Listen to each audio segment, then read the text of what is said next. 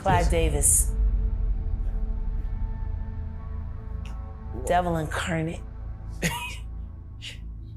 Queen. Clive Davis. He Janis Joplin. He blackmailed Betty Wright so she wouldn't tell anybody that he Janis Joplin. He killed Whitney Houston. Don't nobody want to talk about why R. Kelly's bus was parked in Clive Davis's driveway, why his tour bus was parked in Clive Davis's driveway at the house where the went down between Chris and Rihanna. Don't nobody want to talk about why it was filled with video girls who were being trafficked. I think he's one of the most dangerous people I've ever met. A lot of people have been questioning, well, she doesn't really know him. She has no knowledge of him. She doesn't have a picture with him. I'm smarter than Claudia Jordan.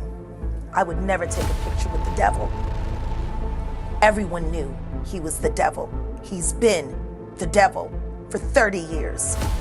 He's been covered and protected by not only Clive Davis, but Lucian Grange.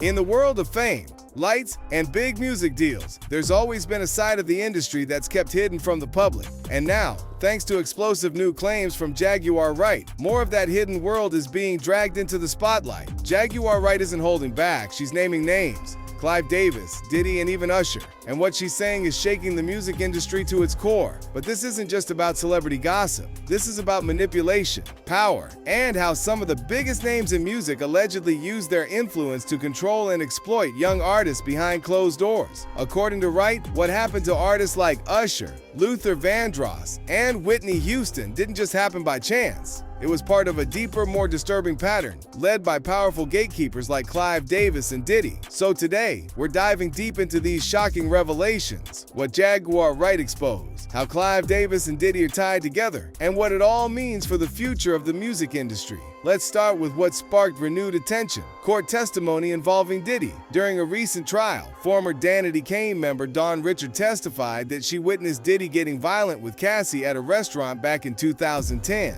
But what caught everyone off guard was who else was there: Usher, Neo, Jimmy Iovine, and others. She was talking about things that she witnessed between Diddy and Cassie, specifically the violence, and that she was warned not to tell anybody about it because Diddy knew Dawn knew. And the way Diddy put it essentially was that he can make people go missing. And she was asked what she thought that meant, and she said that he would kill people. And I lived with Sean Puffy Combs for a year. That's the crazy thing. Now, that was L.A. Reid's idea, right? We're sending you over to something called Puffy Flavor Camp. There you go. To learn Flavor Camp? Yeah, Flavor that's what it Camp. was called. And you're going to go to Puff Daddy's. Puffy's place was like just filled with chicks and Gene, like nonstop, right? Hey, it was curious. I got a chance to see some things. Yeah, but you were 13. What were you seeing? I went there to see the lifestyle. Right. And I saw it. Usher, a chef, a hammer, guttural screams. Today's courtroom session in the Sean Diddy Combs federal trial was so jam-packed with bombshells, you think it was scripted for Netflix. Like, I'm serious. But it wasn't, of course. This is real life. This is day 6. And what just came out in court may change the course of this entire case. We're moving fast today because court only broke briefly for lunch, but we've already got explosive witness testimony, including celebrity name drops, threats of violence, accusations of forced labor. Yes, and we're just halfway through the day. Diddy once again appeared in good spirits this morning, walking into the courtroom, hugging his lawyers.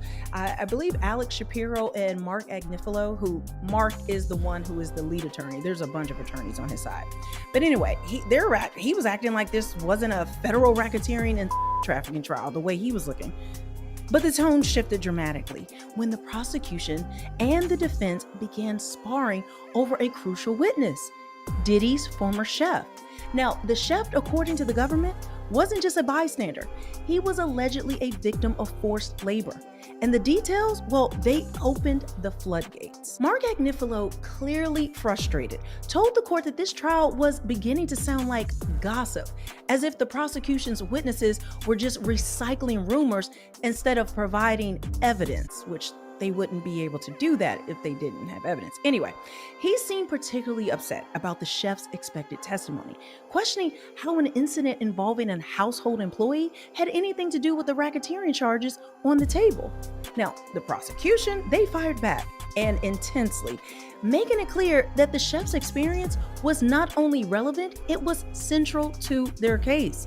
They claimed the chef was subjected to forced labor under Diddy's watch, directly tying this new witness into the broader scheme of the and control allegations that the government has spent 6 days carefully laying out. The fact that Usher was present during this disturbing incident raised a lot of eyebrows. He didn't speak up then, and he still hasn't spoken out now. People started wondering, what did Usher know? What did he see? And more importantly, what was he exposed to at such a young age during his time under Diddy's wing? To understand how Usher fits into all of this, we have to go back to Diddy's rise in the music industry and who helped him get there.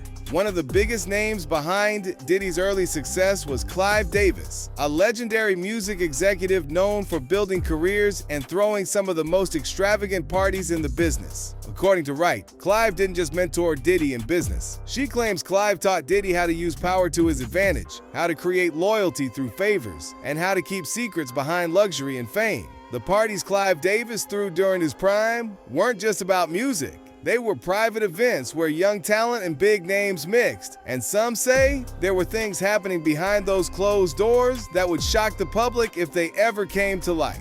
Clearly seems to have been borne out by these charges against Diddy, which if he's found guilty of all this, he's never coming out of prison. How dangerous do you think? Thank God. How dangerous do you think he is as a person? I think he's one of the most dangerous people I've ever met. A lot of people have been questioning, well, she doesn't really know him. She has no knowledge of him. She doesn't have a picture with him. I'm smarter than Claudia Jordan. I would never take a picture with the devil. Everyone knew he was the devil. He's been the devil for 30 years. He's been covered and protected by not only Clive Davis, but Lucian Grange. He was selected to be the demon that he is, to keep the culture in line so the industry could continue to it for all of its precious jewels. We have too many lost. The list of lost is ridiculous, and everyone knows Diddy was selected for this job. He's the Judas. Because there was rumors and allegations, allegations suggesting that there was a relationship between Clive Davis and Sean Diddy. And then in 1993, he and Clive Davis founded Bad Boy Records. Clive Davis, how do you describe Clive Davis? There's an infomercial about him now, which is a document. It's being called a documentary. And it makes him look like this benign octogenarian that's helped all these rock stars with their careers. But people in the music industry really don't like Clive Davis, most of them. And his criminality is kind of amazing. He got busted. He's been for filing false tax returns 3 times and then defrauding the IRS 3 times. He was involved in the biggest payola scandal. That's when record companies give money to radio stations to play their songs. Mm-hmm. He was part of the biggest payola scandal of all time as president of ABC Records. And then there was a Genovese crime guy named Pasquale Falcone, and he got busted smuggling 22 pounds of heroin into the United States. And the Justice Department started digging into him, and they came across all these shell companies that he headed, and Clive Davis was funneling money from ABC Records to these shell companies. So I've just told you about 2 decades worth of criminality by Clive Davis, and that guy has not spent one night in jail. That's what's amazing about him. So in 1993, I think he takes P. Diddy by the hand and they get on the yellow brick road. And P. Diddy has been engaged in all kind of criminal behavior, but nothing has come out. And I believe for Clive Davis, this is just my surmise, for a guy to commit as many felonies as he's committed and not spend a day in jail, I believe he's working for the government. Diddy allegedly took that blueprint and made it his own, running his own empire in a very similar fashion. Now this brings us to what many consider one of the most alarming parts of Usher's journey, the so-called flavor camp. At just 14 years old, Usher moved to New York to live with Diddy. On paper, this was supposed to be a mentorship, a chance for a young, talented singer to learn the ropes. But according to multiple sources, including Jaguar Wright, Usher was exposed to a lifestyle far beyond what any teenager should experience. Now, if Usher is a procurer, and if Usher knew what was going to happen to any of those young children that he took to the Flavor Freak off, is he a good guy? Especially considering what happened to him, especially considering that he sat with Howard Stern, and Howard Stern said, would you send your kids to Puffy's Flavor Camp? And his immediate response was, hell no!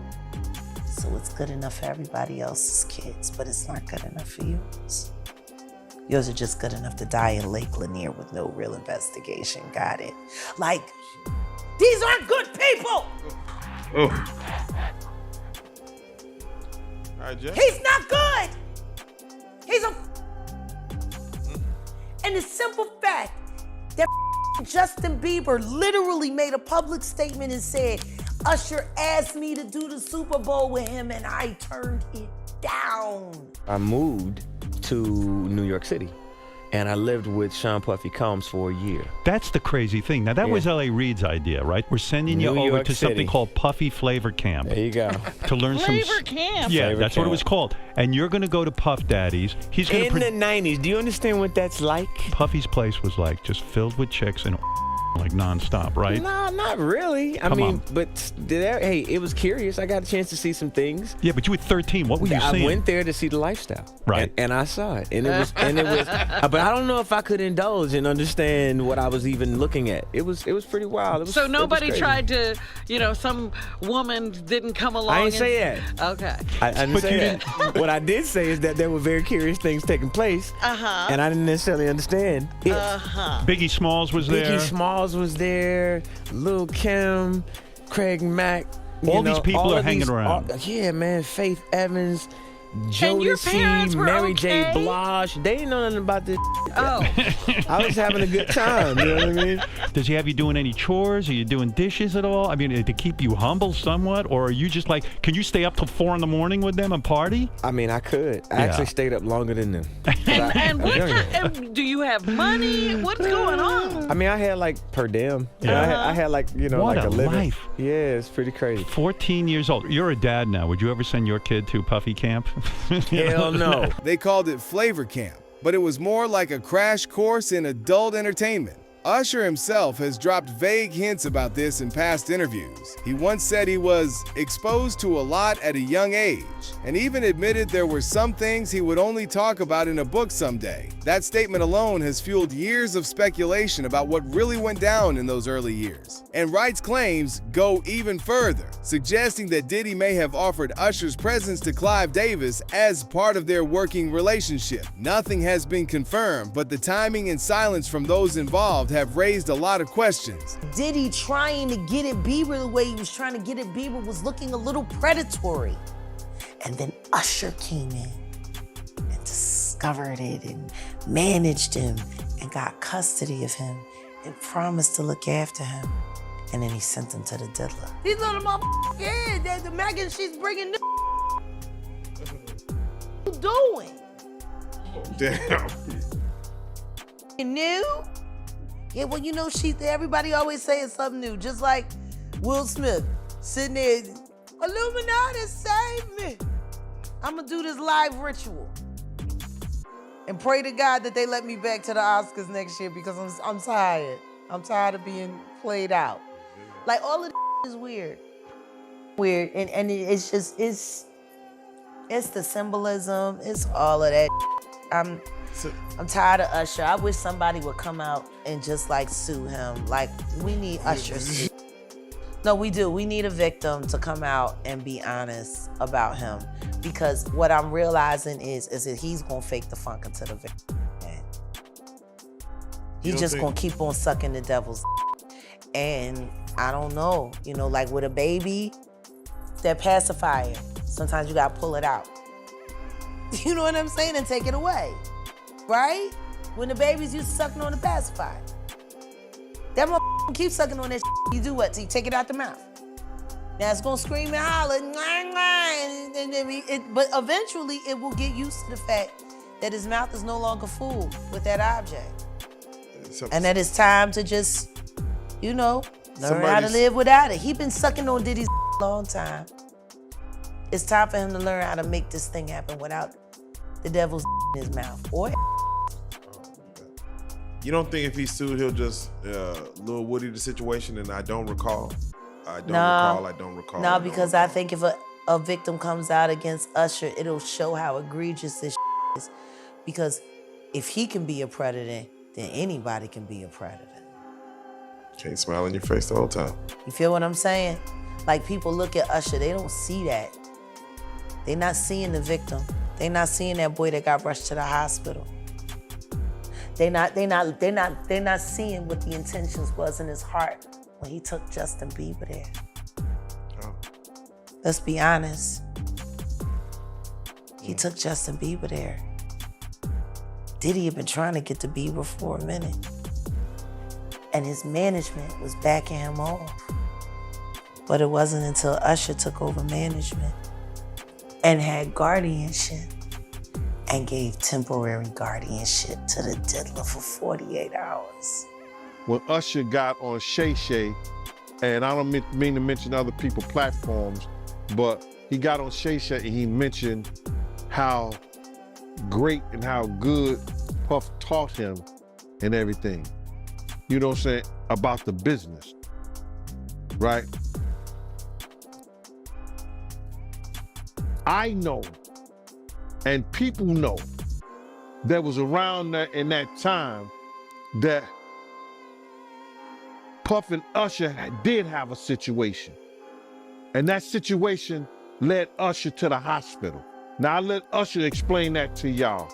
I let Usher tell that story. Usher has never publicly addressed the details of what happened during those years, and maybe he never will. But that silence, it speaks louder than words. In an interview with Essence, Usher said, "I want to save some of these stories for my book one day." That's a carefully chosen sentence, and it tells us he's holding something back. Maybe to protect others, maybe to protect himself, or maybe because the truth is too heavy to share without serious consequences. Whatever the reason, his silence has left a blank space that the public, the media, and industry insiders continue to try to fill in. So who exactly is Clive Davis? To most, he's a legendary music mogul, the man behind the careers of Whitney Houston, Alicia Keys, and countless others. But according to Jaguar Wright, his public image hides something much darker. She describes Davis as a master puppeteer, a man who used his power and influence to control artists, not just professionally, but personally. She claims that many young artists, especially those struggling with identity or lacking guidance, were vulnerable to his control. Jaguar also suggests that Clive's influence was so deep, he could make or break a career overnight. And because of that power, people stayed quiet, even when they saw things they didn't agree with. You want to know what Clive Davis did for Whitney Houston? While he was busy trying to bring her back. See, people forget, before she came to the United States, he sent her on an international tour.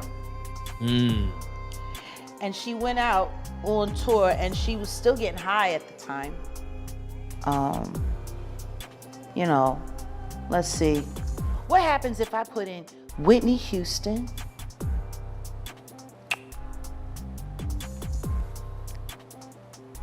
Kazakhstan? That's where she went? She was down in Kazakhstan?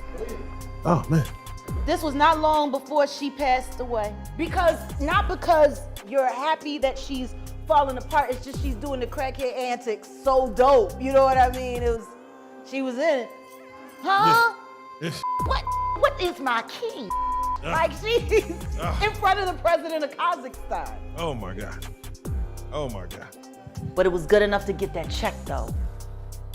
And then he put her in rehab to clean her up. right before it came time for America, because she had to at least appear sober in America for the Whirlwind story, and then they brought in R. Kelly to do that song for her. That she had to use auto-tune to sing because her lungs were so jacked up from all the smoking. And, you know, a lot of people didn't know she was a heavy smoker. She was a chain smoker. She smoked 3 packs of Newports a day and still could sing like that. But when you add in the cocaine or the crack, and then the this and that, and then the... When they did her autopsy, they said there was nothing wrong with her throat. Her lungs were so damaged that she couldn't fuel the notes. It was her lungs. It wasn't, her voice was fine. Oh. That's how Clive did it. And then the next thing you know, she's Ray J. And then it's Grammy time. And her and Clive had a fight 2 days before. And from what I was told, Bobby Christina was present for some of that fight. And then the next thing you know, she's dead. Ray J was the last person to see her alive. He let the drug dealer in, but she was sober, right? But he let the drug dealer in that gave her the shot. Leola Brown, Bobby Brown's sister, has said on several occasions that she was beaten. They saw her body. She didn't just die in a tub, like she was beat up. And Brandy was the one that found her. But you know, they pledge allegiance to Clive too. One of the most heartbreaking stories connected to Clive Davis is that of Whitney Houston. Jaguar Wright, along with other critics, claims that Clive pushed Whitney too hard, sending her on tours while she was clearly struggling, forcing her to maintain a public image that no longer matched her private life. And then there's the infamous party. Whitney died in a hotel just hours before Clive Davis's annual Grammy celebration, yet the party went on. To many, this was more than just insensitive. It was symbolic of how the industry treats its stars. Keep the show going no matter what.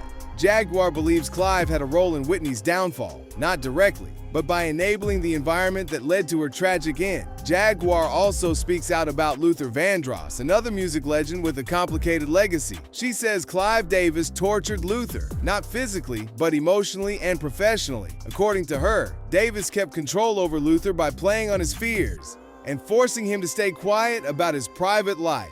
Who's the worst celebrity like that you've been around is like the most full of sin? I know no sin is greater, but like just was like, damn, this Clive Davis. Devil incarnate. Queen of the Luciferian breed. Well, like why? I mean, what explain it. Like why? Because he's a piece of queen. Because he doesn't have a problem with collecting little workers, so his new surgeon husband can harvest organs to keep him alive. Like he's the devil. Clive Davis. He Janis Joplin. He blackmailed Betty Wright so she wouldn't tell anybody that he Janis Joplin.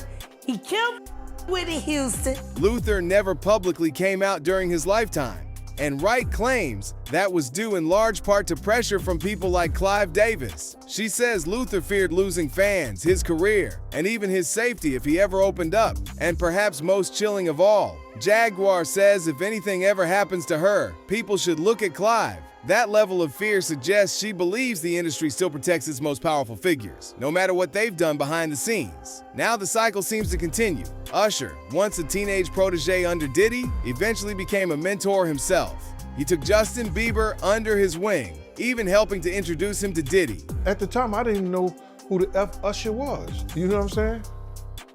It was one of those type of situations. And when somebody say, yo, man, I don't F with them, man, I'm getting out that industry and everything like that. You know, Puff sent this little kid to the hospital. How he sent him to the hospital? Man, bleeding from the And that's what was said. But I didn't even have a name for the kid at the time. Then you heard, and that's what happened. And that's just, that's something that you heard. You don't know if it's true, you just heard it. So, and just to hear this, and this new thing where they saying that they got kids coming forward and said that he did that, man, that's crazy. And like I just said, that's just something that I heard. It's something that I didn't know. It's something that I ain't see.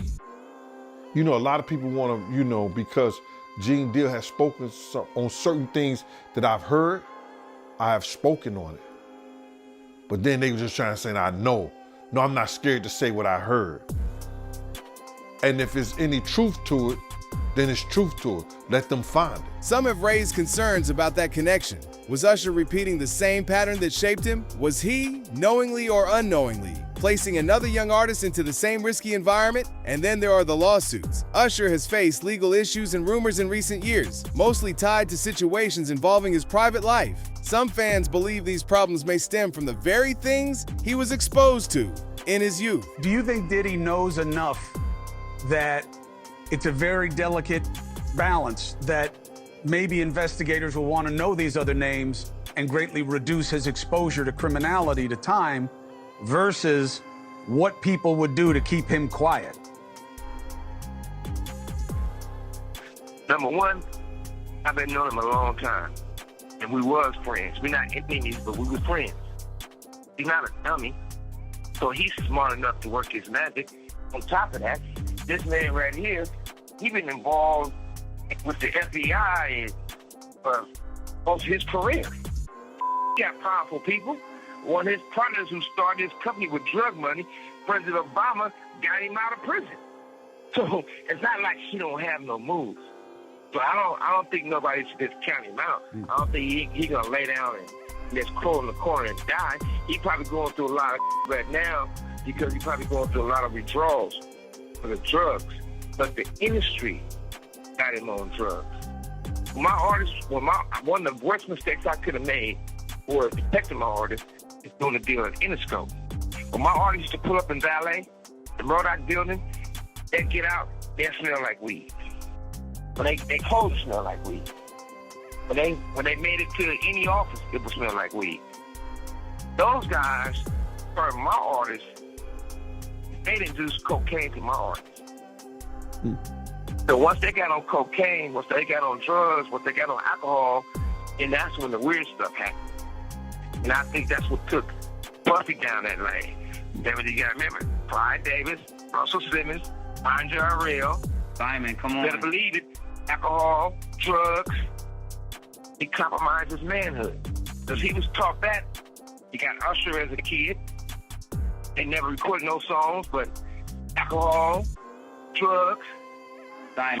With all of this coming to light, especially through Jaguar Wright's voice, more people are starting to question Clive Davis's legacy. How many careers did he build? And how many did he break? Was he truly a visionary? Or was he someone who used his power to manipulate those under his influence? Jaguar says Clive made artists submit to his way of doing things, and if they refused, they were pushed out. And when you look at the patterns, how many stars under his guidance ended up in tragic situations? It's hard to ignore the possibility that something more was going on behind the scenes. He was talking about how Diddy used to send videos of Cassie getting partied on, getting freaked off on. And he said he called him and he said, hey, have you seen this? I thought this was your girl. I thought you loved her. Oh yeah, she loves it. She loves it. Whoop-de-whoop-de-woo, yada, yada, yada. That was evidence of a freak off that he had footage of. Why was that not subpoenaed? And if he knows so much, why isn't he a material witness? I don't get it. Everybody's so interested in hauling me off the court to force me on the stand to do this and to do that. But this man is sitting over here, he's been dry snitching for almost 2 years straight. And he's not a witness? Why not? Funny thing is, The 13-year-old girl who R. Kelly peed in her face on that video after having, you know, statutory, whatever, yeah, well, think about that. That was glorified. Correct. That video was everywhere. And now we got girls say, oh, I love it when he pees on me. Yeah. Do you see the evolution? Yeah, that video was, the DVD was being sold like. First time I saw it was in a music studio. Damn. Like every other industry. First time I saw Paris Hilton's tape, A Night in Paris, was in the studio. The first time I saw Mary J. Blige being gang on camera at Death Row. The music industry has long been known for its dark secrets, but that doesn't mean it should stay that way. Jaguar Wright's decision to speak up is forcing conversations that many people have avoided for years. She's calling for a new era, one where artists don't have to be afraid to tell the truth, where young stars aren't exploited for fame, and where powerful figures are held accountable, no matter how many awards they've won. It's not just about Clive Davis or Diddy or Usher. It's about changing an entire system that has allowed too much to happen in the shadows. So where do we go from here? Jaguar Wright's claims are bold, controversial, and deeply personal, but they're also backed by years of patterns, court testimony, and unanswered questions. Whether you believe everything she says or not, one thing is clear. There's more to the music industry than meets the eye. It's time to start asking harder questions. It's time to hold people accountable, not just for the music they create, but for the power they use to shape lives behind closed doors. Let us know what you think in the comments below. If you like this video, hit that subscribe button so that you never miss out on any new videos. And until then, fam, keep it real.